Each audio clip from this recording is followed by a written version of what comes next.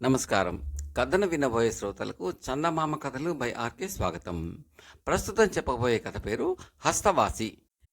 పట్టు వదలని విక్రమార్కుడు చెట్టు వద్దకు తిరిగి వెళ్ళి చెట్టుపై నుంచి శవాన్ని దించి భుజాన వేసుకుని ఎప్పటిలాగే మౌనంగా శ్మశానంకేసి నడవసాగాడు. అప్పుడు శవంలోని బేతాళుడు, రాజా, మానవాతీతమైన పనులు సాధించాలంటే మానవాతీతమైన శక్తులు ఉండాలి. అవి ఉన్ననాడు శ్రమ లేకుండానే ఎలాంటి పనులైనా చేయవచ్చు. ఇందుకు నిదర్శనంగా నీకు గోవర్ధనుడు అనే వాడి కథ చెబుతాను విను, శ్రమ తెలియకుండా అంటూ ఇలా చెప్పసాగాడు. ఒక సంపన్నమైన గ్రామంలో ఒక ధనికుడు ఉండేవాడు. ఆయన ఇంట వయసు మళ్ళిన దంపతులిద్దరూ పనిచేస్తూ ఉండేవాళ్ళు. వాళ్ళు ఉండే ఇల్లు ధనికుడి ఇంటి ఆవరణను ఆనుకునే ఉండేది. వాళ్ళ కొడుకులు పెద్దవాళ్ళై తమ పట్టు తామే పోసుకుంటామని గ్రామాంతరాలకు వెళ్ళిపోయారు. అందుచేత వాళ్ళు ఒంటరితనంతో బాధపడుతూ వచ్చారు. ఈ స్థితిలో ఆ వయసు మళ్ళిన దంపతులకు మళ్ళీ ఒక కొడుకు కలిగాడు. వాడి పేరు గోవర్ధనుడు. గోవర్ధను పుట్టిన కొన్ని గంటల తర్వాత ధనికుడి భార్య కూడా ఒక ఆడపిల్లను కన్నది. ఆమెకు లీలా అని పేరు పెట్టుకున్నారు. ఒకేసారి పుట్టిన లీలా గోవర్ధనులకు ఏదో సంబంధం ఉన్నట్టుగా అందరూ భావించారు. ఆ ఇద్దరూ కలిసే పెరిగారు, కలిసి ఆడుకున్నారు, ఒకరి మీద ఒకరు మమకారం పెంచుకున్నారు. ముఖ్యంగా గోవర్ధనుడు పక్కన ఉంటే గాని ఏ పని చేయలేకపోయేది లీల. ధనికుడికి ఒక బండి ఉండేది.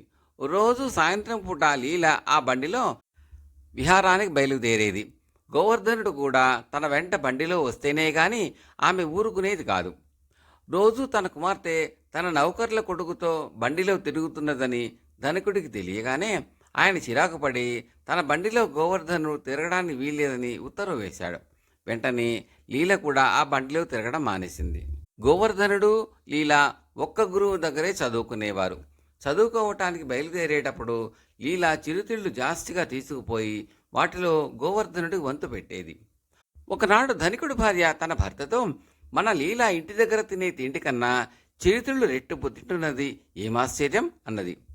ఆమె తన చిరుతిళ్ళు గోవర్ధనుడికి పంచి ఇస్తున్నదన్న సంగతి తెలిసి ధనికుడు గోవర్ధనుడి తండ్రితో, నీ కొడుకును చదువు మాన్పించు, రేపు చేతులు బురద చేసుకోబోయేవాడికి చదువెందుకు అన్నాడు.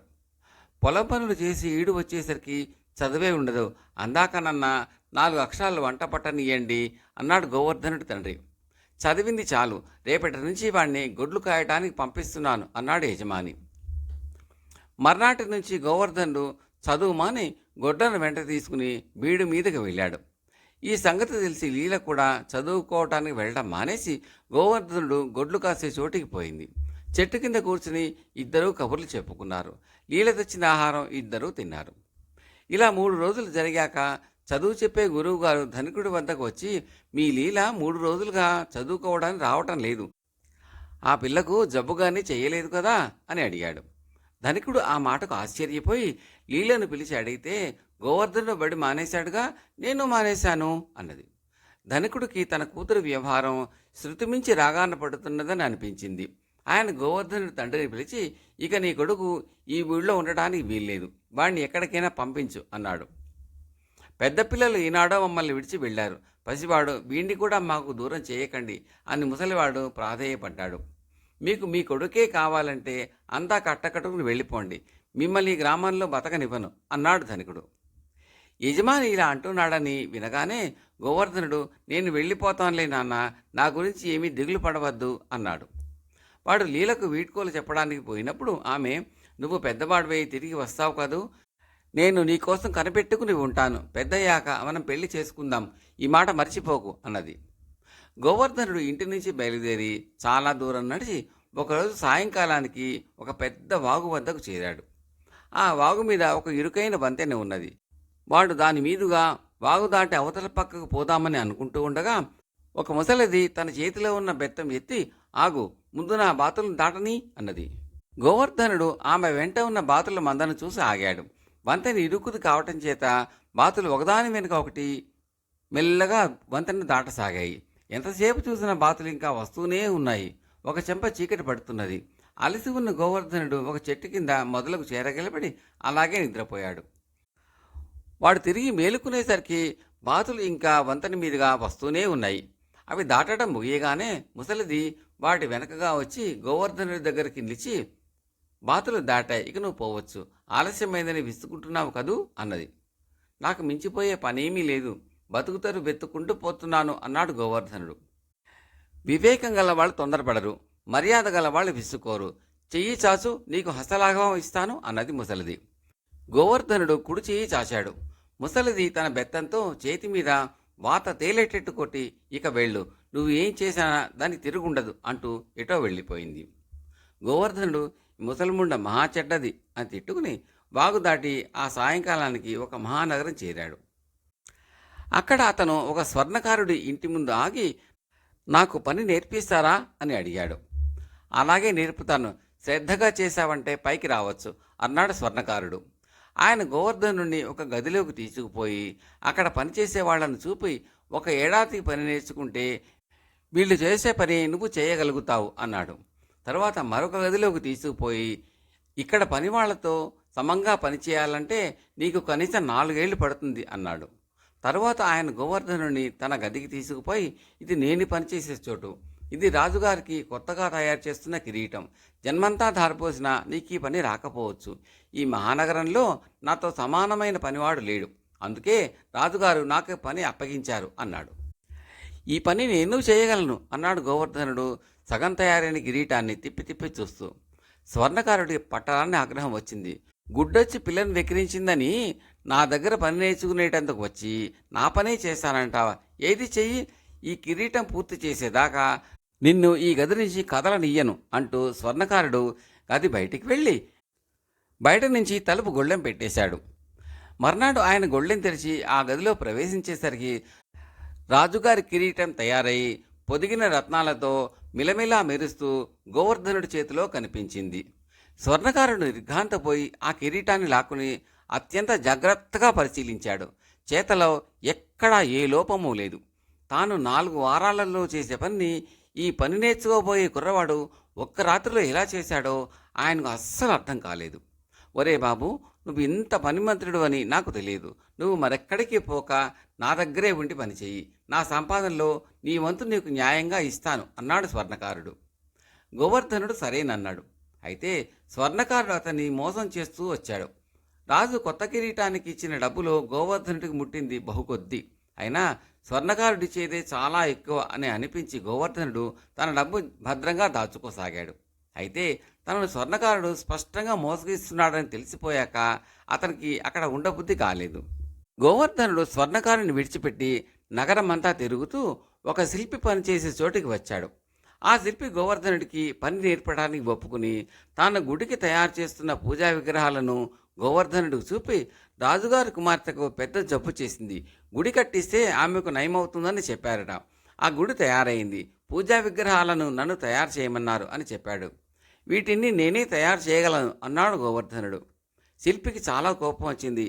అతను గోవర్ధనుడు, ఏంటి అంతటివాడివా?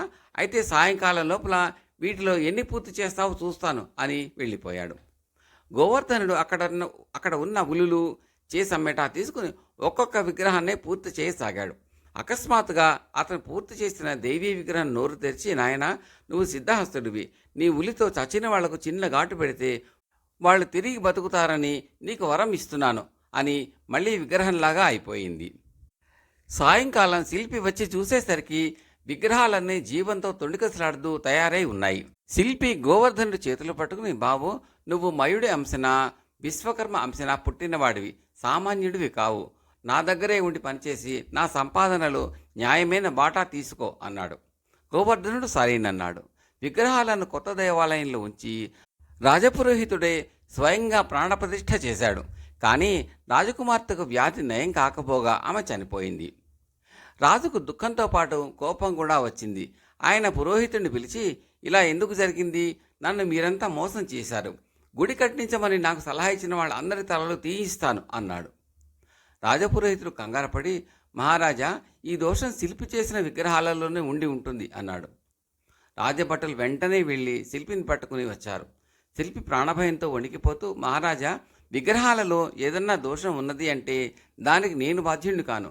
వాటిని తయారు చేసిన వాడు నా వద్ద పని నేర్చుకునే కుర్రవాడు అన్నాడు. రాజు భటులను పంపించి గోవర్ధనుని పిలిపించాడు. అతను రాజుతో, మహారాజా, విగ్రహాలను తయారు చేసింది శిల్పి కాదు, నేనే. వాటిలో దోషం ఏమీ లేదు. రాజకుమార్తె చనిపోయిన మాట నిజం కాదేమోనని నాకు అనుమానం. ఒక్క క్షణం పాటు నన్ను ఆమెను చూడనిస్తారా అన్నాడు.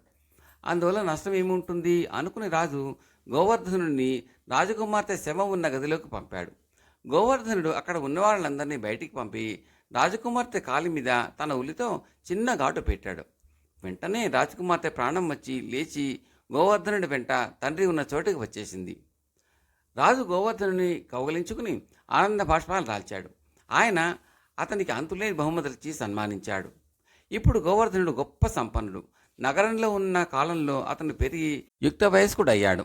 అతనికి ఇప్పుడు తన గ్రామానికి తిరిగిపోయి లీలను పెళ్ళాడి సుఖంగా ఉండాలన్న కోరిక కలిగింది. రాజుగారు తనకు బహుమానంగా ఇచ్చిన ధనమంతా గుర్రం మీద వేసుకుని అతను తన గ్రామానికి బయలుదేరాడు. అతను తన గ్రామాన్ని చేరవస్తూ ఉండగా చెట్ల మధ్య ఒక తెల్లని కట్టడం కనిపించింది. దానికి 4 పక్కలలోనూ ఒక ద్వారం కూడా లేదు. అది పూర్వం ఉన్నది కాదు. ఆ కట్టడం ఏమై ఉంటుందా అని అతను ఆలోచిస్తూ ఉండగా పూర్వం తనను చేతి మీద బెత్తంతో కొట్టిన ముసలిది ఎక్కడి నుంచో ఊడిపడి, ఓహో నువ్వా, మహారాజులాగా తయారయ్యావే అంటూ బోసునోరు విప్పి నవ్వింది. అంతా నీ సెలవే అవ్వా, నీకు ఇందులో భాగం ఉంది అంటూ ధనపు సంచులు చూపాడు గోవర్ధనుడు. నాకు డబ్బు దేనికి కానీ నువ్వు ఊళ్ళోకి పోయి సంతోషించలేవు. నీ తల్లి తండ్రి బూడిదైపోయారు. ముఖ్యంగా నువ్వు చూడాలనుకుంటున్న నీ స్నేహితురాలు కూడా చచ్చిపోయింది. ఆమెకు బలవంతంగా పెళ్లి చేయాలని ఆమె తల్లిదండ్రులు ప్రయత్నించారు. ఆమె ఆత్మహత్య చేసుకుంటూ తనను ఈ వనం మధ్య సమాధి చేయాలని ఉత్తరం రాసి పెట్టింది. తల్లిదండ్రులు ఆమెను ఒక పెట్టెలో పెట్టి సమాధి చేశారు. ఇది ఆమె సమాధే అన్నది ముసలిది. లీలను బతికించుకుంటాను, కానీ లోపలికి మార్గం లేదే అన్నాడు గోవర్ధనుడు. ముసలిది తన బెత్తంతో సమాధి గోడను కొట్టింది. వెంటనే గోడ కొంతమేర ఒరిగి పడిపోయింది. లోపల పెట్టె ఉన్నది. దాని మూత ఎత్తి చూసేసరికి లీల నిద్రపోతున్న దానిలా కనిపించింది. గోవర్ధనుడు తన ఉలి పైకి తీసి దానితో లీల కాలి మీద చిన్న ఘాటు పెట్టాడు. వెంటనే లీల నిద్ర లేచినట్టుగా లేచి కూర్చుని గోవర్ధనుడి కేసి ఆశ్చర్యంగా చూసింది. నన్ను గుర్తించలేదా లీల, నేను గోవర్ధనుడిని అన్నాడు గోవర్ధనుడు. లీల ముఖం ఆనందంతో వికసించింది. గోవర్ధనుడు తన చేతిలో ఉన్న ఉలి అవతలికి విసిరివేసి లీలను కౌగలించుకున్నాడు. నువ్వు తిరిగి వస్తావని నాకు తెలుసు. మా అమ్మా నాన్న నాకు బలవంతంగా పెళ్లి చేయాలనుకున్నారు. అందుచేత ప్రాణం పోయినట్టు కనిపించే ఒక ఔషధం తాగి నన్ను భద్రంగా సమాధి చేయటానికి ఏర్పాటు చేసుకున్నాను. నేను నిజంగా చావలేదు అన్నది లీల. ఇద్దరూ కలిసి సమాధి దాటి యువతలికి వచ్చేశారు. నువ్వు బతికే ఉన్నావంటే మీ అమ్మ నాన్న చాలా సంతోషిస్తారు. మీ ఇంటికి పోదాం పద అన్నాడు గోవర్ధనుడు.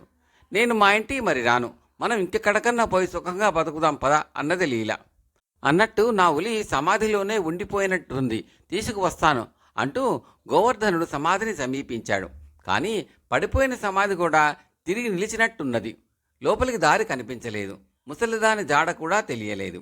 ఇక ఆ ఉలి తనకు ప్రాప్తం లేదనుకుని లీలను కూడా తన గుర్రం మీద ఎక్కించుకుని గోవర్ధనుడు నగరానికి తిరిగిపోయి అక్కడే సుఖంగా జీవించాడు. బేతాళుడు ఈ కథ చెప్పి, రాజా, లీల తిరిగి బతికినాక తన తల్లిదండ్రులను చూడనని ఎందుకు పట్టుపట్టింది? దీనికి సమాధానం తెలిసి కూడా చెప్పకపోయావో నీ తల పగిలిపోతుంది అన్నాడు. దానికి విక్రమార్కుడు, లీల చాలా పట్టుదల గలది అని తెలుస్తూనే ఉన్నది. అందుకే ఆమె తండ్రిని వ్యతిరేకించి చిన్నతనం నుంచి కూడా గోవర్ధనుడి జీవితాన్ని పంచుకుంటూ వచ్చింది. అతని పెళ్లాడాలన్న పట్టుదలతోనే తాను ఆత్మహత్య చేసుకున్నట్టు నటించి తన తల్లిదండ్రులకు గర్భదుఃఖం కలిగించడానికి నిశ్చయించుకున్నది. ఇప్పుడు గోవర్ధనుడు తమకన్నా సంపన్నుడు గనక ఆమె తల్లిదండ్రులు ఆమె పెళ్లికి సంతోషంగా ఒప్పుకుంటారు. కానీ వారి ఆమోదం లీలకు అవసరం లేదు. వారి గర్భశోకాన్ని పోగొట్టి సంతోష పెట్టాలన్న భావం ఆమెకు తిరిగి రాదు.